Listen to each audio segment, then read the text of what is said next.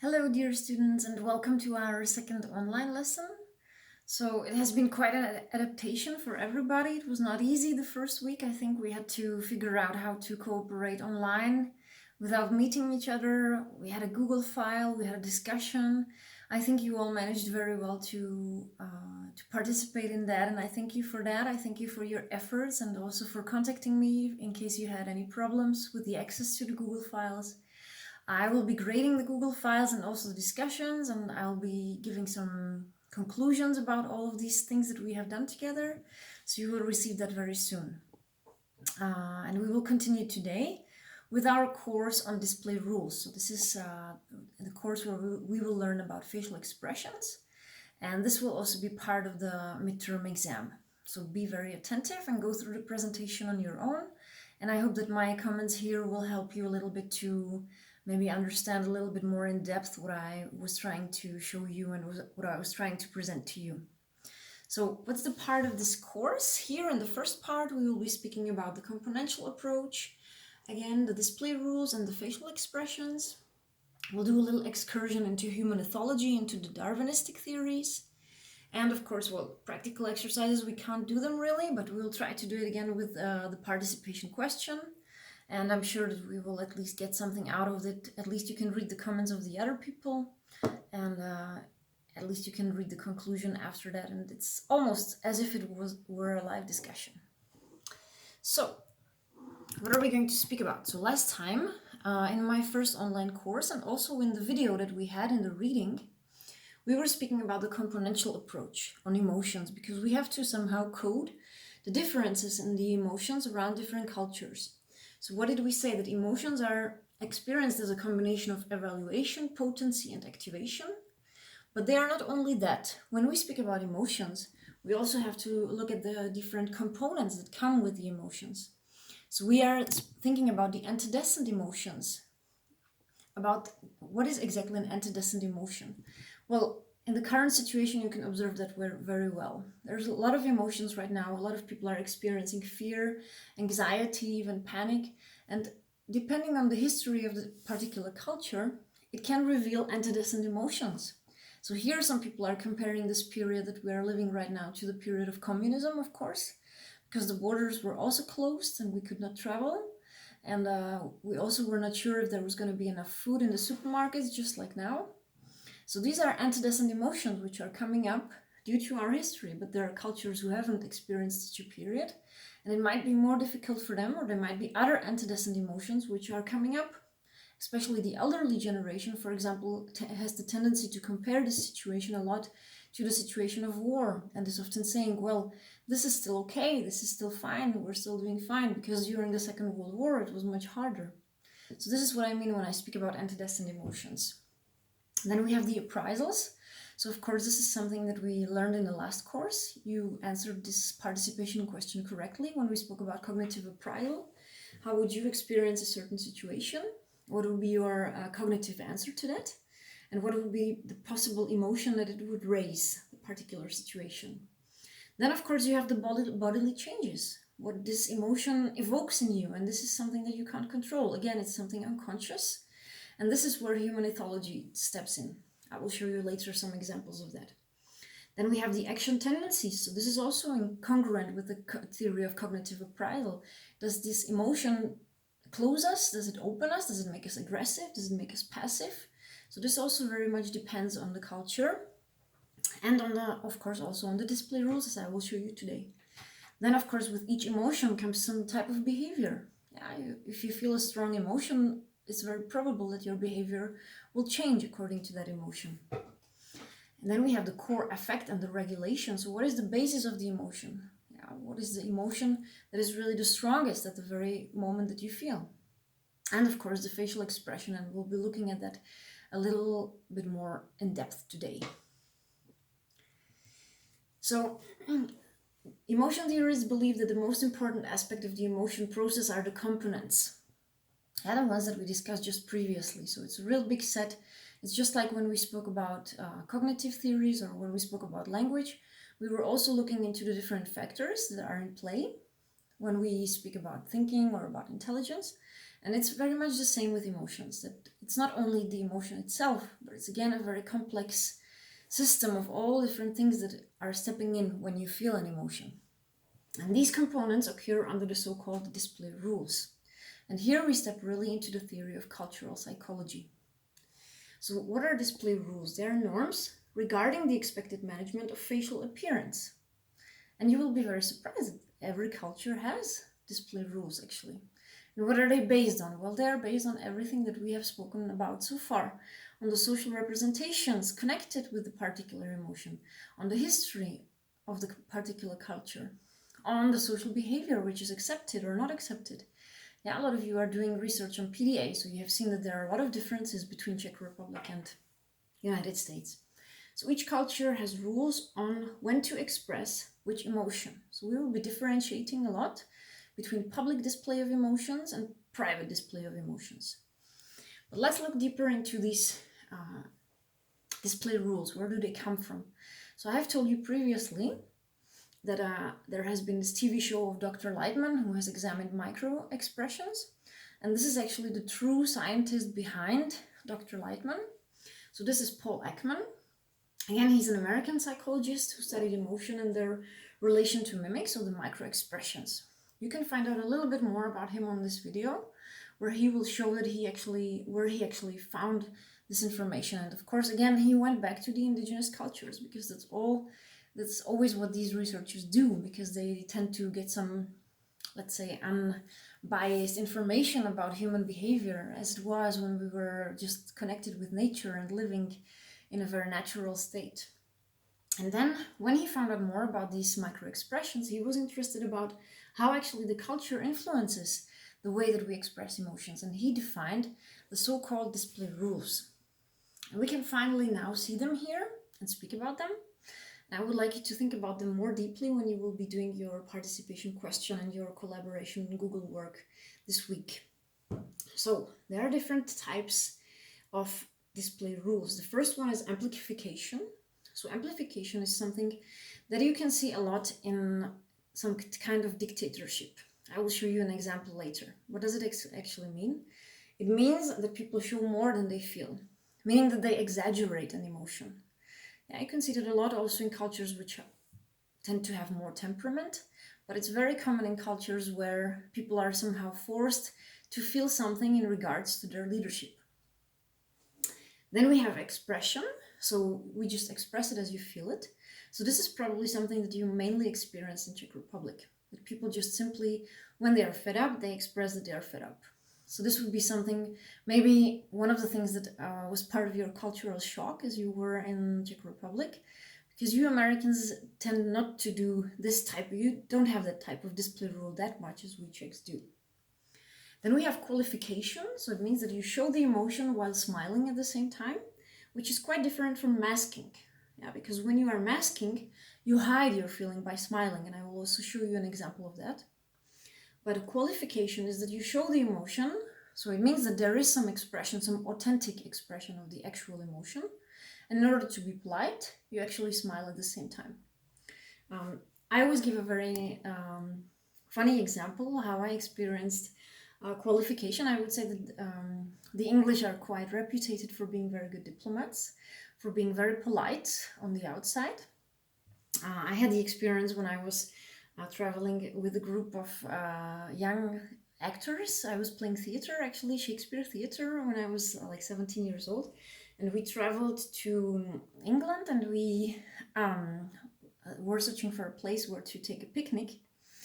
And as correct Czechs, well, we were not watching the signs who were saying us that we should not enter a certain space. So actually there was this park where it was written private space, do not enter. And as the Czechs as we were, well, we entered the space. So our driver, he said, okay, let's go there. There's nobody. So we just opened up a picnic, and we had our sandwiches and things like that. And suddenly there was this wonderful English lord coming with his dog, and he was telling to us, I'm very angry that you are at my property. I would please like you to leave. And he was smiling while he was actually expressing that he was very angry. So if you transfer the situation into other cultures, for example, such as maybe Czech Republic or Italy, or places where the temper is really very different, you can have a very good example of the different types of display rules here. Yeah, so you can use my example to just imagine it in your head, what it would be like if this would happen in different cultures. And undoubtedly, of course, we were Czechs who didn't listen to the law, which was not good. But anyway, so another display rule we have is de-amplification. So that means that you show less than you actually feel. Yeah, so this can also be in the situation of fear. Yeah, when you cannot show your real emotions, mainly it's in the situation of threat. You will try to hide your feeling, and you will try to get out of the situation as quickly as you can. Then, as I said, we have masking. So masking is really different from the qualification, because when you are masking, you hide your feeling by smiling. So you will be smiling, but inside of you, actually, you feel something completely different. And this is very common for one particular culture. I will show you later. And then you have neutralization, which means that you show nothing. Yeah, so neutralization can be a very good way also to get around. If you are in a dictatorship, one of my American mothers, because I had several, I stayed in 3 different families when I was in the United States. And my first American mother, she actually visited the Czech Republic in the 70s. And she told me that she was very shocked by the fact that most of the people were only doing this everywhere. Nobody was showing any kind of emotion at all. Of course, because people were afraid that if you show whatever emotion, it could indicate something that could possibly be against the regime, and you could possibly be arrested for that. Or somebody could give an information about you doing something which you're not supposed to do. So people were neutralizing in order to survive. And now let's show some examples. So here is a perfect example of amplification. Unfortunately, this is a situation which is still very horrible. Of course, this is North Korea. These are pictures that are coming from the funerals of Kim Jong-il, because right now, or Kim Jong-un, I'm not sure which one of those 2 leaders. I was confused. This one is the father, the other one is the son. So this was when actually the father died. The people were going out in the streets and were crying and were expressing, were fainting, were showing that they are so very sad that their beloved leader of the nation has died. And well, of course, they're probably brainwashed a lot, that they have to feel these type of emotions. So then sometimes it even gets erased whether they really feel it or whether they just are playing it, because the atmosphere is like that in that country, unfortunately. But this is really the best example of amplification. North Korea is still, unfortunately, under communist rule, very strict regime. I would invite you to read the book, which is entitled Escape from Camp 13. It's a true, authentic report from somebody who has escaped a working camp in North Korea, and who is now living in the United States, and who is lecturing, giving public lectures about the truth and the life, how it is going on in North Korea. And it's very shocking that still in the 21st century we do have a place where things like that are going on. And here I wanted to show you one example, one very good example, but very sad example too, of masking. So I know that there are some people from our class which have experience with Asian cultures. This is one Asian culture in particular, it's Thailand. The sex tourism in Thailand is very strong. So there is actually a lot of rage in the Thai women and in the Thai society against the sex tourism, because very often it's taking place under bad conditions, and of course the law for the minors is not respected. But anyway, it's business, so it's still running. So you will see a lot of Thai people really smiling a lot. Actually, Thais are reputed for smiling, for being extremely friendly, always saying yes, never saying no. But there is a lot of rage in their society based on that, and the abuse of young girls and males also. So this would be one example of masking. Yeah, I have some Asian friends. I have experienced some situations with Asian women who were living in abusive couples, but who were still smiling and just pretending that it's not existing.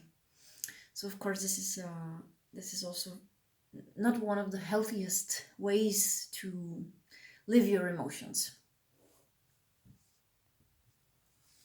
So in the Google Doc and in the participation question, I will post a question in regards to the display rules. I will put up a little presentation about emotions as well.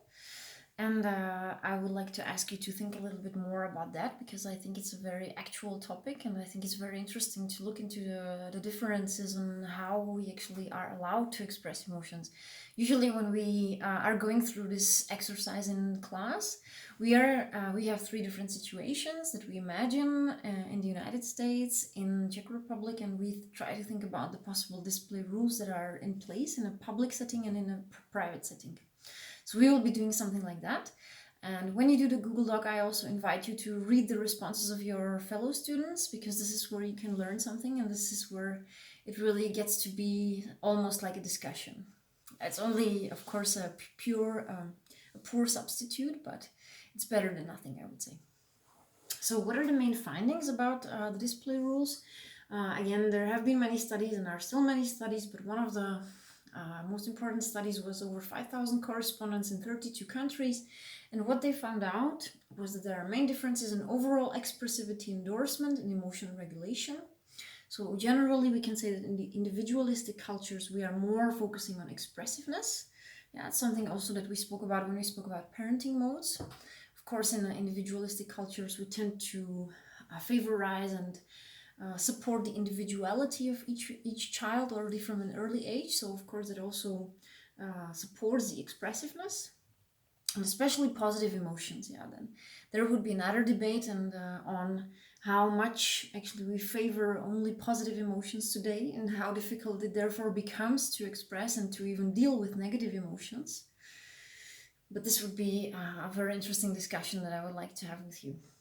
In terms of collectivistic cultures, there is a tendency that the study shows that there are more holding back individual emotions when they are in groups. So there you will find a big difference between how people behave in public and how people behave in private in these cultures. And it was a little bit the same, like I told you during the communist regime, that people would be, when on the outside, they would be neutralizing, and when they would be home, they would be expressing their emotions, what they experience, and they would actually show it. But they would show it really only in the inner family circle. So now we're moving on a little bit to our next topic, which is our excursion into human ethology, where we are really trying to find out whether we can say that there is something as universal emotions, and whether we can say that these facial expressions and the way that we actually show the particular emotions is something universal, or whether it's different among cultures. So is it readable? Can, for example, somebody from Papua Nouvelle Guinea express an emotion and be understood by somebody who's coming from the other side of the globe? Is it possible? So let's see. Paul Ekman, he has then searched a lot. He has done a lot of research in Nouvelle Guinea, and he found out that showing the sad face is the same all over the planet. This is something very universal. For the particular indigenous culture that he studied, they showed sadness mainly, of course, in situations that were tragic, that were sad, like for example when a child died.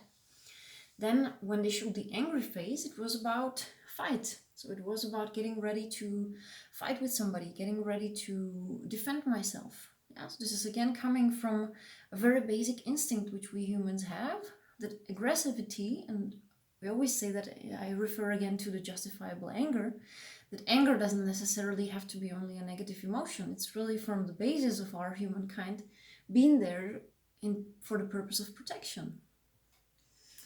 And the main facial signals that are universal, he has found them out. And now it's, of course, for us, if we don't live in an environment like in a rainforest where we can really behave like we want to behave, and we just follow the rules of our little clan. When we live in a cultural environment, how far can we actually suppress our emotions or modify the expression of our emotions in order to fulfill the display rules of the given culture? And even more now in the situation that we have, actually, we'll speak about that a little bit too. For example, if you imagine yourself that you would be living in Czech Republic for a long time, how would your expression of emotions change? Would you probably move more into neutralization or expression than you are used to in your own country? Actually, there was one student in my last class, and she said that she was afraid of being influenced by the Czech culture, and when returning home, not to be able to smile anymore because she has gotten used to so much not to smile in the Czech Republic that she's not not sure if she can actually find it again. So I don't know if you would agree with this type of statement of my student, but I found it quite interesting that what she said. So here you have the really basic emotions and their signals with the pure facial expressions that anybody would be able to recognize. So in the studies, actually, people from different countries were shown pictures like that, not only coming from indigenous people, but vice versa. So people from Western countries were shown pictures like that. People from indigenous cultures were shown pictures of Western people, and everybody was able to recognize these basic 4 emotions. So we have spoken about almost 7 emotions, but here we have really the 4 most common basic emotions and their types of expression. So I'm sure everybody of you would be able to recognize somebody who's angry, somebody who's happy. Like we always say, yeah, smile is universal. And I think that counts for that is something very true.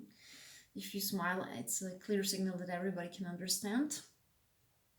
Then we have, of course, sadness with the eyes down, yeah, looking down. And we have disgust, which is quite interesting that they actually identify disgust as one of the most common emotions. That could be quite surprising for somebody, but apparently when we feel disgust, we have some kind of really natural response which we cannot control.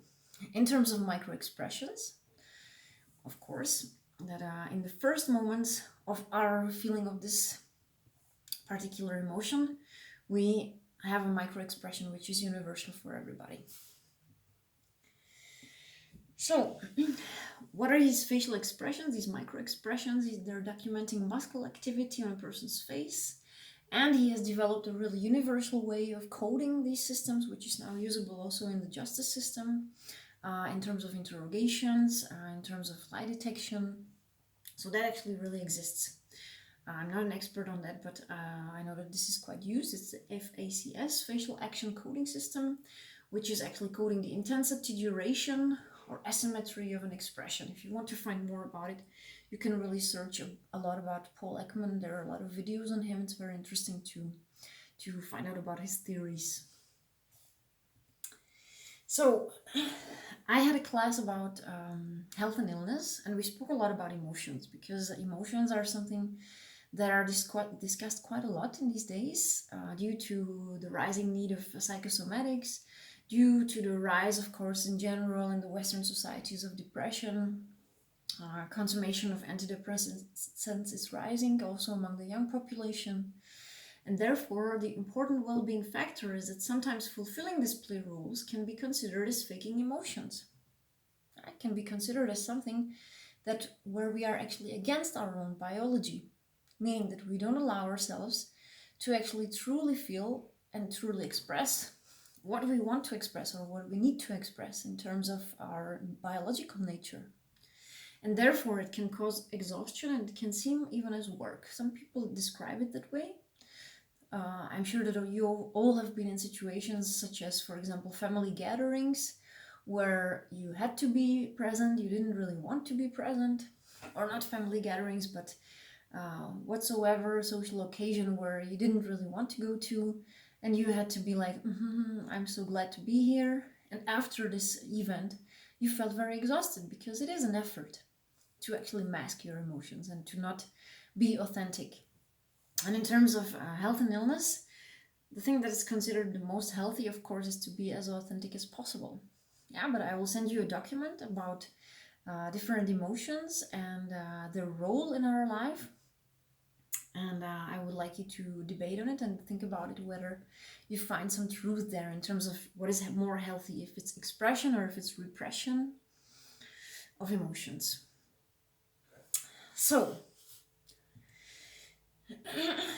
now if we go a little bit more deeper into the study of facial expressions, of course we cannot forget Darwin, because he was the one who was really he was the pioneer in these theories. So he was living in the really throughout the 19th century, and he said that the expression of emotions in men and animals is an innate product of evolution in terms of survival. As for him, there was no doubt about it. We are biological beings that really need to have these expressions because we need to survive. Yeah, so he was again studying a lot of indigenous cultures, and but as I said, as we spoke about it in previous courses, that the Industrial Revolution is actually not such a recent event. So therefore, we still have this biological nature, and we still have the emotions which serve us for our survival. And he had this thesis that actually these emotions cannot be anything else but universal, because they are just simply part of our human species, and it's only culture who has come about and who has somehow modified and codified this expression of emotions, but the basic of it is still very biological and universal. And one support for this universality in facial expressions is the fact that people who are born blind, they use the same facial expressions as we use, as humans who actually see. So it's really something that is not necessarily dependent on the outside factors, but something that is really inside of us. And in the participation question in the Google document, I will also send you a link to a very interesting film coming from an Italian filmmaker who has said that emotions are just universal and that anybody can understand them. And the whole film is actually based on that. It's just friends sitting around a table and experiencing a very strange situation because they exchange phones. And this film has been one of the films which has been watched the most in different cultures, translated into the most languages. And he is also a supporter of the fact that you necessarily don't have to speak the language in order to understand the emotions. So you see that we are observing different topics like language, like emotion, like expression, and we're always turning around the same thing, whether it's universal or whether it's culturally bound. And you will always find arguments who say one or the other thing. I guess we will never really find a conclusion, but it's interesting to look at it from different aspects like that.